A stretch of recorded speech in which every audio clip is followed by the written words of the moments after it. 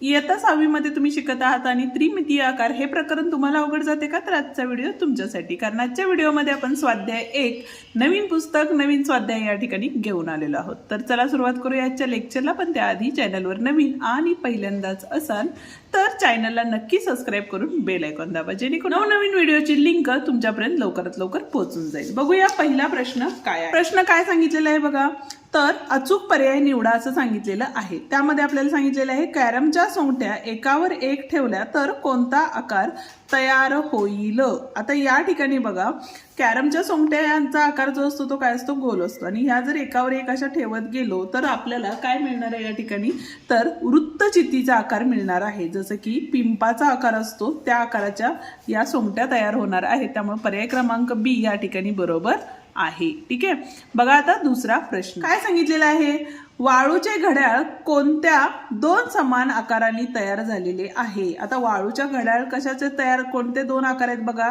एक तर खाली कोण आहे, वरती सुद्धा कोण आहे. बरोबर आहे. म्हणजे त्यालाच आपण काय म्हणतो तर शंकू आकारांनी तयार झालेले आहेत. या आकाराला आपण शंकू आकार असं म्हणतो. बरोबर आहे. चौथा पर्याय या ठिकाणी बरोबर आहे.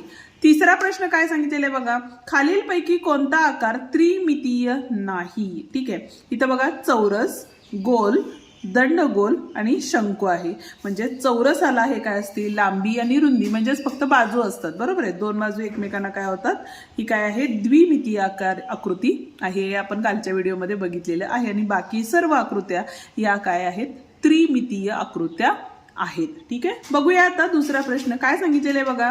खाली दिलेल्या संख्यांवरून त्रिमितीय आकृत्या काढा व नावे लिहा. ठीक आहे. आता या ठिकाणी बघा काय सांगितलेले, 5 पृष्ठे 5 शिरोबिंदू आणि 8 कडा आहेत. एक पृष्ठभाग चौरसाकृती आहे. आता पृष्ठभाग जर घेतला तर तो काय आहे? आपला चौरसाकृती आहे. आणि उरलेली पृष्ठे ही काय आहेत? त्रिकोणी आहेत असं आपल्याला सांगितलेलं आहे. ठीक आहे. आपल्या आता एकूण बिंदू किती झाले या ठिकाणी? 1 2 3 4 झाले. बरोबर आहे. म्हणजे इथं येताना काय येणार आहे बघा, या पद्धतीची आकृती तुम्हाला मिळणार आहे. ठीक आहे. म्हणजेच किती झाले बघा, 1 2 3 4 आणि जर पृष्ठ मोजली तर हे खालचे 4 आणि वरचे 1 4 म्हणजे 5 पृष्ठ झाली, 5 शिरोबिंदू झाले. आणि कडा किती झाल्या बघा, तर 1 2 3 4 आणि 5 6 7 8 झाल्या. बरोबर आहे. म्हणजेच कुठली सूची तयार झालेली आहे या ठिकाणी? तर चौकोनी सूची तयार झालेली आहे. ठीक आहे. आकृतीवरून आपल्याला काय करायचं आहे, म्हणजे नावावरून दिलेल्या गोष्टींवरून आकृती काढायची आहे. ठीक आहे. आता या ठिकाणी बघा, एक पृष्ठ वक्राकार, म्हणजे पृष्ठ जे आहे ते काय दिलेलं आहे? वक्राकार दिलेलं आहे. शिरोबिंदू नाहीत व कडाही नाही. म्हणजे आता हे काय असणार आहेत? गोलच असणार आहेत. बरोबर आहे सगळे. म्हणजेच काय आलं असणार आहे? इथं येणारे उत्तर गोल असणार आहे. ठीक आहे. आता पुढचं, 6 पृष्ठे 12 कडा व 8 शिरोबिंदू आहेत. आता 6 पृष्ठे म्हणजेच कुठले येणार आहे बघा. या पद्धतीची आकृती जर आपण अशी काढली तर काय होणार आहे या ठिकाणी? ठीक आहे. ही झाली आपले बघा 12 कडे झाले. बरोबर आहे. खालची बाजू, वरची बाजू आणि साईडच्या 4 बाजू म्हणजे 6 पृष्ठे झाले. आणि शिरोबिंदू किती झाले बघा, खालचे 4 आणि वरचे 4 म्हणजे 8 झाले. म्हणजे सूची कुठली तयार झाली या ठिकाणी?